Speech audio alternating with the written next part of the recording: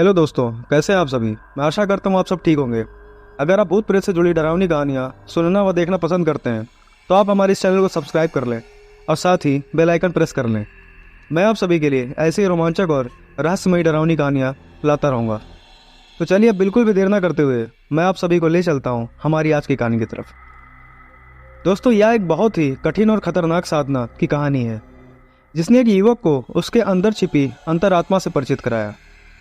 यह कहानी विक्रम की है, जो कि अपने गांव में एक साधारण जीवन बिता रहा था। वह एक बहुत सामान्य परिवार से था और गरीबी इतनी थी कि गुजारा करना भी मुश्किल हो रहा था। अब उसे ऐसा लग रहा था कि वह अपनी जिम्मेदारियां नहीं निभा पाएगा। एक बार इसी सब सोच में वो नदी के किनारे बैठा हुआ था। वहां उसने दो बहुत ही भयानक हुलिये वाले दो साधुओं को बातें करते हुए सुना कि एक पुराने मंदिर में कर्ण पिशाचनी साधना करने से अदृश्य शक्तियों को प्राप्त किया जा सकता है। यह सुनकर विक्रम के मन में एक आशा की किरण जग गई। विक्रम ने उन दोनों के बीच हुई सारी बातों को बहुत ही ध्यान से सुना और उनकी बातों के दौरान बताई गई साधना विधि को भी अच्छे से समझकर उसे लिख लिया। अब वो कर्ण पिशाचनी साधना के लिए पूरी तरह तैयार था। अगली रात ही वो साधना में लगने वाली सारी सामग्रियों को लेकर मंदिर पहुंच गया। मंदिर पहुंचकर विक्रम ने साधना की शुरुआत की। उसने प्राचीन मंत्रों का उच्चारण किया और अपनी चेतना को अंधेरे में डुबाने का प्रयास किया। धीरे धीरे वह अनजाने और भयानक संकेतों का सामना करने लगा, लेकिन उसने अपनी साधना भंग नहीं करी। कुछ हफ्तों बाद एक रात जब विक्रम अपनी साधना के आखिरी चरण में था, तब उसे बहुत सी अजीब अजीब आवाजें सुनाई देने लगी।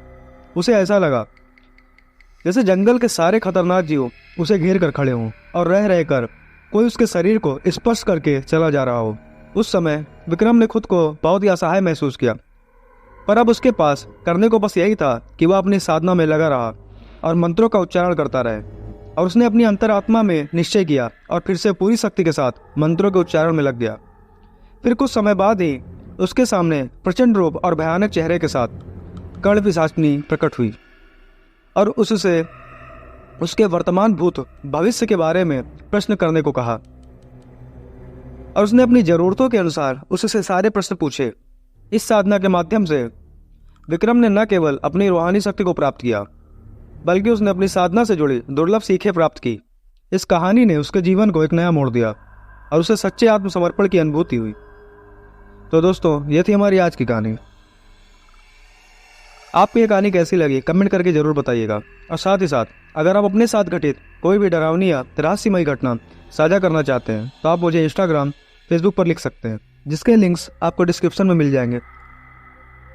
तो दोस्तों, मिलते हैं कुछ और रोचक दिल दहला देने वाली खौफनाक कहानियों के साथ। तब तक के लिए टेक केयर।